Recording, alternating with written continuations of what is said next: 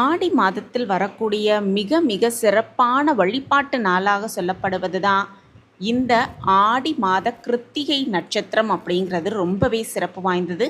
இந்த ஆண்டு ஆடி கிருத்திகை ஆகஸ்ட் 16ஆம் தேதி வரவிருக்கும் இந்த ஆடி கிருத்திகை அன்னைக்கு வேல் மாறல் பாராயணம் செய்யும் பொழுது இந்த ஒரு 4 வரிகளை அன்னைக்கு சொன்னாலே போதும்.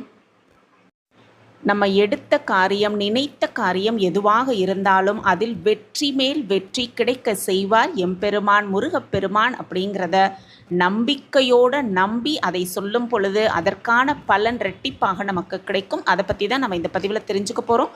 வணக்கம். நம்ம இறையொளி திருவருள் சார்பாக உங்கள் எல்லாருக்குமே அன்பான வணக்கங்க. ஆடி மாதத்தில் வரக்கூடிய கிருத்திகை அப்படிங்கிறது முருகப்பெருமானுக்கு ரொம்பவே விசேஷமான ஒரு நாளாக சொல்லப்பட்டிருக்கு.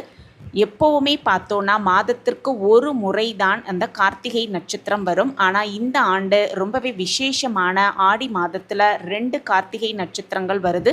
அதாவது ஆடி மாத 4ஆம் தேதி ஜூலை 20ஆம் தேதியும் ஆடி 31ஆம் தேதியான ஆகஸ்ட் 16 அப்படிங்கிற 2 நாட்களும் கார்த்திகை நட்சத்திரம் வருது அப்படின்னும் இதை ஆடி கிருத்திகையாக இந்த 2 நாளையுமே நம்ம எடுத்துக்கிட்டு ஜூலை 20ஆம் தேதி வரக்கூடிய ஆடி கிருத்திகையும் வழிபாடு செஞ்சிட்டோம்.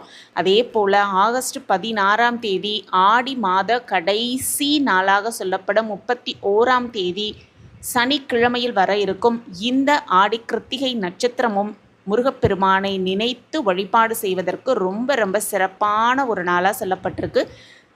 திருத்தணி, திருச்செந்தூர், பழனி இந்த தலங்களில் உள்ள முருகன் கோவிலில் ஆகஸ்ட் 16ஆம் தேதி ஆடி கிருத்திகை ரொம்பவே கோலாகலமாக கொண்டாடப்பட உள்ளதாக அறிவிக்கப்பட்டிருக்கு.